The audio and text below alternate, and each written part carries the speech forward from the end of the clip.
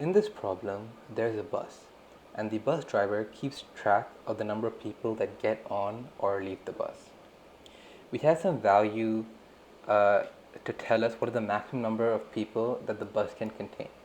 And what we want to know is how many different ways are there of people to be on the bus prior to the bus driver finding out the number of people that enter or leave his bus at the next n bus stops.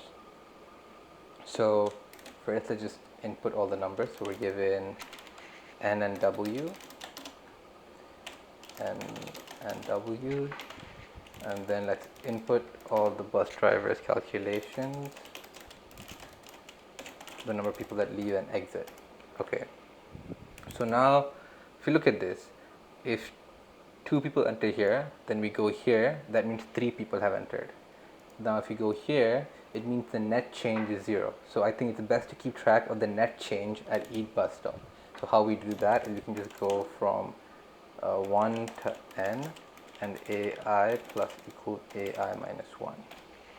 And now we are on track of the net change. And at the same time, we'd want to keep track of the maximum value of net change and the minimum value of net change. So we can just create a min value, which is initially a0, and a max, which is a0.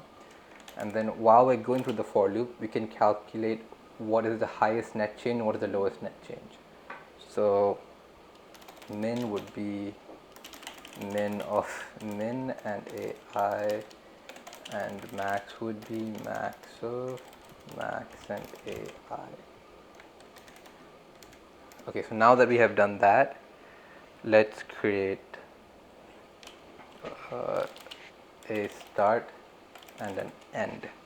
So what we have to do is, let's say our min is -7, right? That means the net change overall is -7, which means at the very least there has to be 7 people on the bus prior to the going to any of the bus stops that we are given info about. And using the same logic, if our max value is like 10, then we know there has to be at the very start at most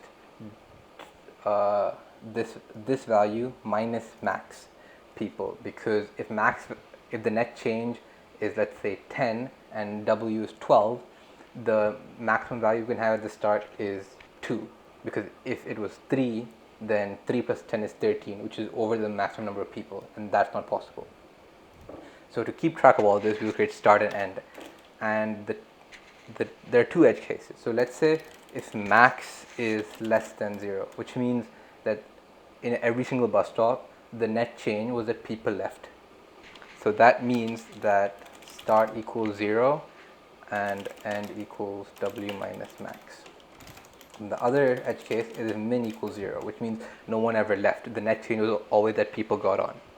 So what that means is that start, if it's max bigger than 0, it's not 0. Start should be minus min, and this should be w. And now here, start equals 0 and end equals w minus max. However, in all other cases, there is one other edge case. So if start is actually bigger than end, which means the lower requirement is higher than the upper requirement, that's broken, because it indicates, so it'll be a bad inequality, which indicates that it's not possible. So if it's not possible, then there'll be 0 ways to do it, because the start has to be less than end for there to be an answer. And then at the very end, we just see out the end minus start plus 1, because this is start x element equal to end.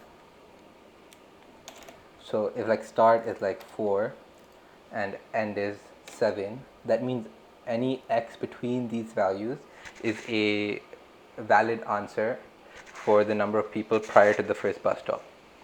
So therefore our answer would be n minus start, which would be 3 plus 1, which is 4, because 4, 5, 6, 7, that's 4 numbers. So therefore it will just be that. And that should work.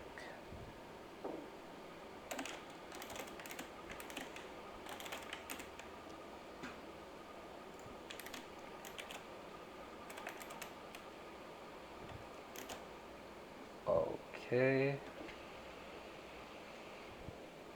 NWAN, so we see in AI, int is A0, max is A0 for I between 1 and n, AI plus equal AI minus 1, min is equal to min of min and AI, max is equivalent to the max of max and AI. Then we have start and end. Start is, oh, of course, so this is one edge case, this is the other edge case, and then when it's normal, when min is less than 0 and max is bigger than 0, then it's always for sure that start is equivalent to negative min and end is equivalent to w minus max. Yeah, because max would be, yeah, that makes sense.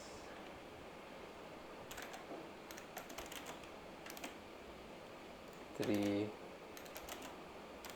4, this should be 2. Yeah, so the key thing to keep track of is the net change, and in the case where there's some negative and some positive, you just want to make sure that there exists some x that can be in between this start and end values. So yeah.